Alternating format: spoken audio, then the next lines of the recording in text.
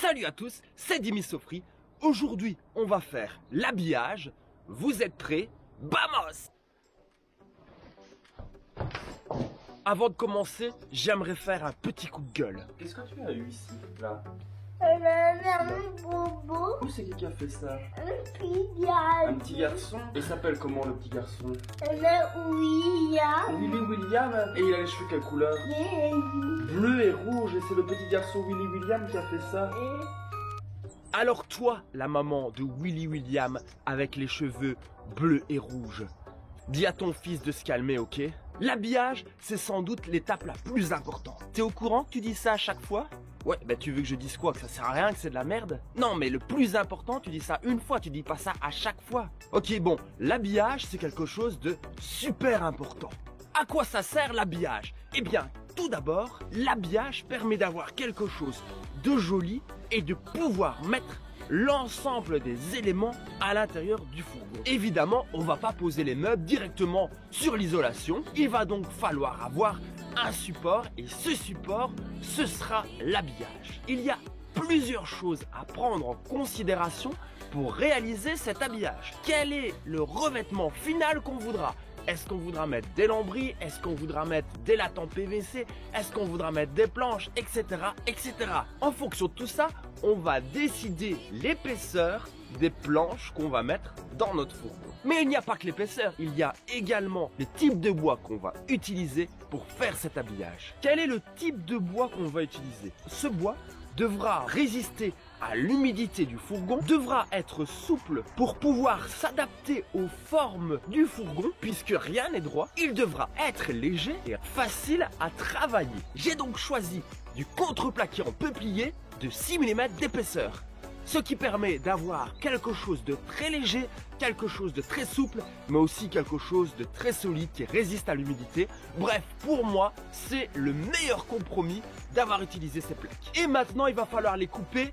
Et ça, c'est franchement pas facile. Vu les bords arrondis, les coins, les passages de roues qu'il y a dans le fourgon, ça peut franchement être la galère. Mais la plupart du temps, quand vous avez le fourgon, il y a déjà des plaques à l'intérieur avec certaines formes qui peuvent être récupérées comme gabarit pour faire vos plaques à vous. Par exemple ici, le passage de roue qui va me permettre de réaliser mon propre passage de roue sur mes propres plaques en contreplaqué. Une fois que j'ai tracé toutes mes planches, il faut les couper avec une scie circulaire ou une scie sauteuse en essayant de respecter au maximum les traits qu'on a fait. Attention, on n'a pas vraiment le droit à l'erreur, sinon il va falloir acheter un tas de planches et ça risque de coûter une fortune et de prendre un temps incroyable.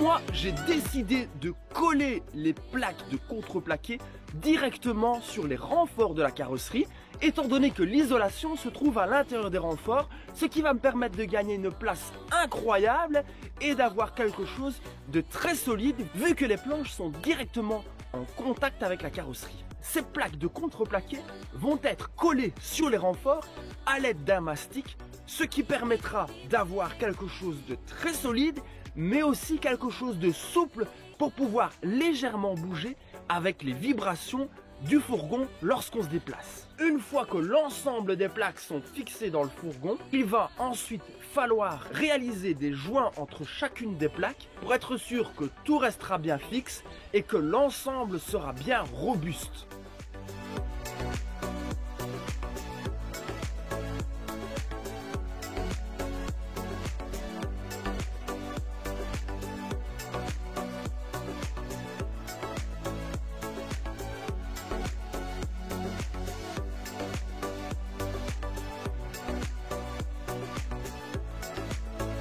Une fois qu'on a mis le mastic, on pose les plaques et on les serre avec des étais et des planches. Après, pour passer, c'est franchement le parcours du combattant.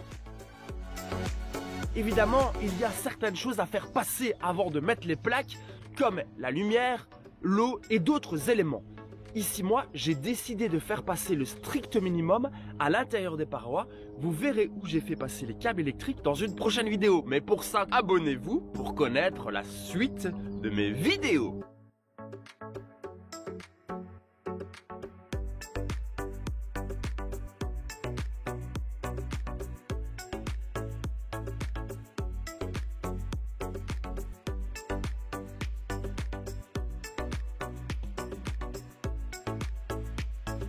Et voilà le résultat.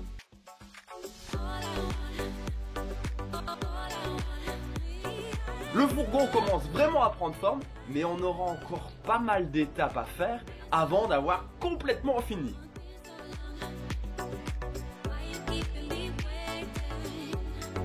J'espère que vous avez aimé la vidéo. N'hésitez pas à l'aimer, à vous abonner et à la partager pour en connaître plus sur nos fourgons, sur nos projets et sur la liberté.